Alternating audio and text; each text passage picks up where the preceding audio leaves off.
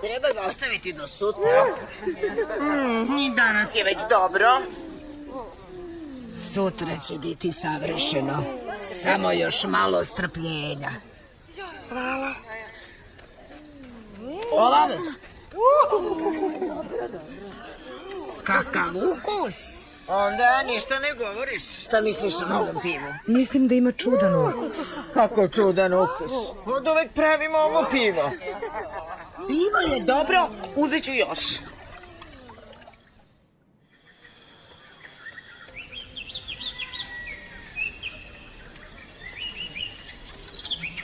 Majko, vidi šta sam našao u šumu. Majko! Šta se dogodilo? Sva goriš! Stvarno mi je laž. Zovi brzo našu komšinicu. Komšinice, dođi brzo! Moj majici nije dobro! Ni meni nije dobro, mali moj. Moja mama se srušila. Moja se ne pomera. Moja ne pomera. Moja je bolesna.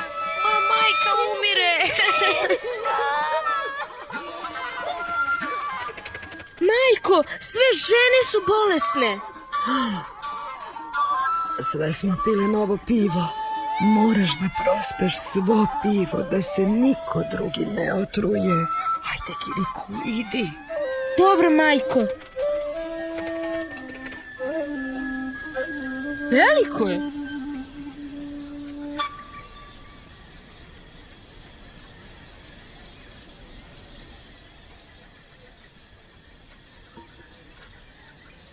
Teško je.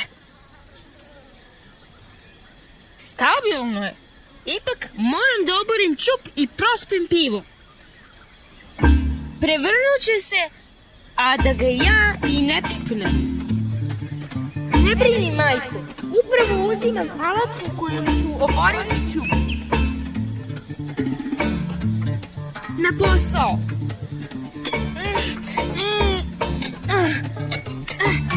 Tako je teško.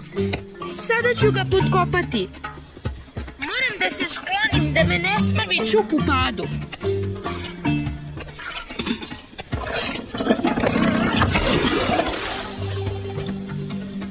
Tako.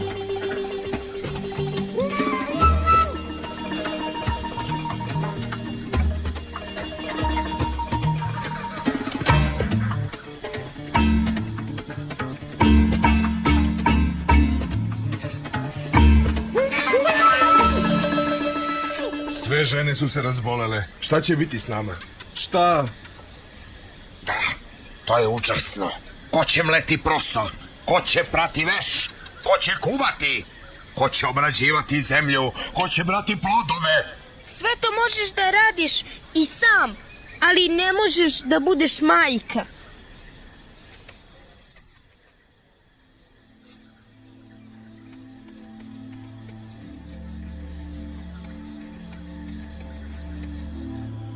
Majko, možeš li da otvoriš oči? To je bilo na dnu čupa. Ako znaš šta je to, mogao bih da ti izlečim. Užas. To je otrovno cveće. Postoji li lek? Možda. Ovo otrovno cveće raste u blizini Karabine kolibe. Tamo raste i žuto, lekovito cveće. To znači da ga niko ne može ubrati. Pokaži našoj komšinici cveće i pitaj jesam li u pravu. Pitaj i da li možeš da nađeš lekovito cveće negde drugde. Dobro, majko.